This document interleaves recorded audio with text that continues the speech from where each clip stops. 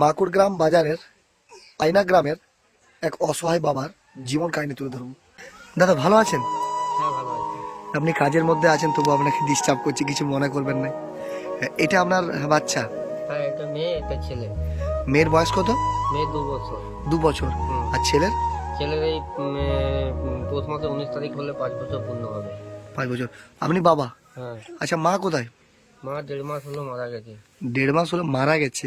तेरी उंगली पकड़ के चला ममता के आंचल में पला। আর এটা ছোট্ট মেয়েটা 2 বছর বয়স, 2 বছর বয়স। আর এর 5 বছর।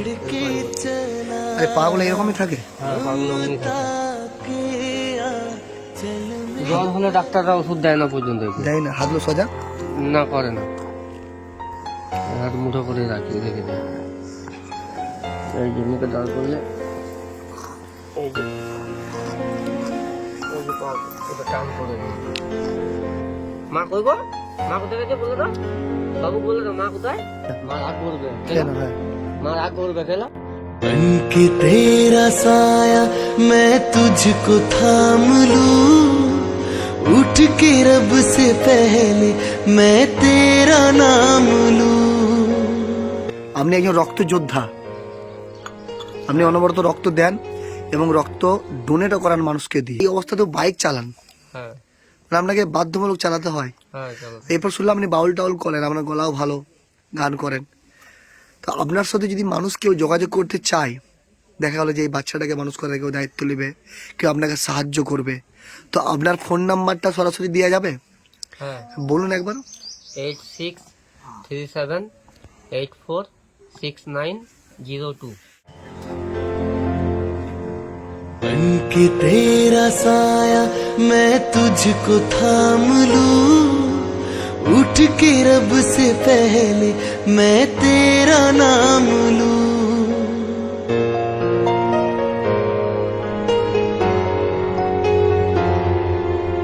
बन के तेरा साया मैं तुझको थाम लूं उठ के रब से पहले मैं तेरा नाम लूं।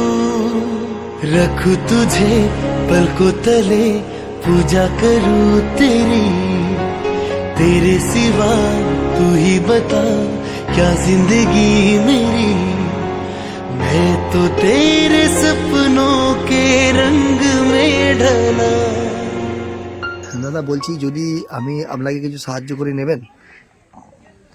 দাদা দেখুন, ব্যাপারটা হচ্ছে কি, মানে এই ছেলেটা, আমি তো মানে ওর মা যখন ছিল তখন হয়তো আমি রোজগার করছিলাম, মানে আমি লটারি কাউন্টার করি, মানে নিজের জীবিকা নির্ভর একটা রোজগার পথ একটা থাকতে হবে। লটারি কাউন্টার করি আর আমি লোকগীতি গান করি, এই নিয়ে আমার চলে। মানে এই অবস্থাতে আপনি ভিক্ষা করেন না? না। এটা যদি একটু আপনি নেন আমার তরফ থেকে, নেন দাদা, কিছু মনে করবেন না দাদা। আপনি নেন দাদা, কিছু মনে করবেন না। মানে এভাবে টাকাটা গুনে দিচ্ছেন?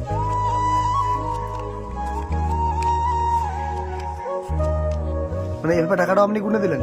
দাদা আমি শুনেছি যে আপনার একটা বাইক আছে, আপনি বাইকও চালান, মানে বিভিন্ন জায়গায় আপনাকে তো প্রোগ্রাম করতে হয়, তারপরে ওই মোড়েতে লটারি বিক্রি করতে যান, তো বাইক নিয়ে আপনি যান, তো এই অবস্থায় বাইক চালাতে পারেন? হ্যাঁ, পারি। এটা আপনারই বাইক? হ্যাঁ, আমার ভাই। কিনেছেন কষ্ট করে নাকি? হ্যাঁ, আমি মানে সব বন্ধুরা দিয়েছিল, বাবা দিয়েছিল, আমি দিয়েছিলাম, ভাই দিয়েছিল। দেখছেন, আপনাকে তো কিছু করে খেতে হবে। বাহ। এই গাড়িটা নিয়ে যখন কিনতে গেলাম, এইটা নিয়ে একটা ইতিহাস আছে।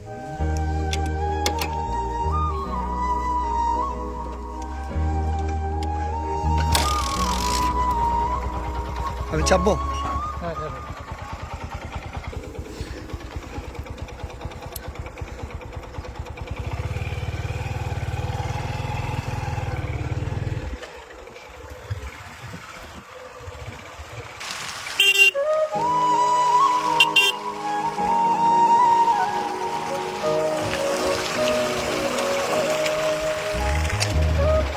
আমরা তাহলে জীবনে আর কি করলাম? যদি এই মানুষটা আমাদেরকে কিছু শিখিয়ে যায়, তাহলে আমরা জীবনে আর কি করলাম? আর আমি রিয়েল লাইফ হিরোর বাইকে চেপে আছি। কিসের জন্য রিয়েল লাইফ হিরো সেটা আপনারা বুঝতেই পারছেন, বলার কিছু নেই আমার। তো দাদা এরপরে বাড়িতে চলে এসছে। দাদা থ্যাংক ইউ, তাহলে আমি আবার আসবো আপনার সাথে দেখা করার জন্য। ধন্যবাদ, আসবেন। বুঝতে পারছেন, এইভাবে আপনাকে বেঁচে থাকতে হবে, ভালো থাকতে হবে। এই যে ভিডিওর মাধ্যমে কি বার্তা দিবেন মানুষকে? কি বলবো, একটাই কথা বলবো যে আমি যেটা সবচেয়ে সমাজে যেটা সবচেয়ে বেশি গুরুত্বপূর্ণ, মানে রক্ত রক্ত রক্ত এটাই সবচেয়ে সমাজে সবচেয়ে বেশি গুরুত্বপূর্ণ। আমি চারদিকে ফেসবুকে পোস্ট দেখছি যে একটা প্রেগনেন্ট মাকে বা বোনকে ভর্তি করা হয়েছে, তাদের রক্তের জন্য হয়তো বাচ্চা প্রবলেমে পড়ছে কি মা খুব মানে অসুবিধার মধ্যে পড়ছে, সেখানে ব্লাড পাওয়া যাচ্ছে না। সেখানে সকলকে বলবো আপনারা ব্লাড দিন, এগিয়ে আসুন সকলে, আমি এটাই বার্তা দেবো। আপনার নিজের সমস্যা নিয়ে আমি ভিডিও করতে এসেছি, ওখানে আপনি মানুষকে বার্তা দিচ্ছেন রক্ত দিতে হবে। আপনি বুঝতে পারছেন না যে আপনি সমাজের জন্য কতটা অন্তহীন, কতটা গুরুত্বপূর্ণ আপনি। আমরা হয়তো মনে সুসাইড করে দিতাম, মারা যেতাম, যে ভালো লাগেনি, আমি বাঁচতে পারবো না এইভাবে। আমি একজন হ্যান্ডিক্যাপ, দুটো বাচ্চাকে মানুষ করছি, তার উপরে আবার 5 বছরের যে ছেলে, সেও হ্যান্ডিক্যাপ। তো আমরা ভিডিওটা দেখে কি বুঝছি, কি শিখছি? যে হ্যাঁ, এভাবেও বেঁচে থাকা যায়। এই মানুষটা আবার রক্ত যোদ্ধা, এবার রক্ত দিয়ে আমি অবাক হয়ে আছি যে মানুষ কত রকমের আছে। আমাদের যাদের হাত পা ভালো আছে, যাদের ওয়েট ভালো আছে, তারা পিছিয়ে পড়ি। আমি বছরে 4 বার দিই, আমি ঠিক করেছি বছরে 4 বার দেবো, আর প্রয়োজনে আমি 6 বার দেবো। প্রয়োজনে সবাদের বছরে 4 বার, আর আমরা একবারও দিই না। তো প্রত্যেকে অনুরোধ করবো ভিডিওটা শেয়ার করুন, কারণ আপনার শেয়ারের মাধ্যমে আমরা প্রচুর মানুষের কাছে পৌঁছাতে পারবো, যাতে এই মানুষগুলো একটু হলেও উপকার পায়।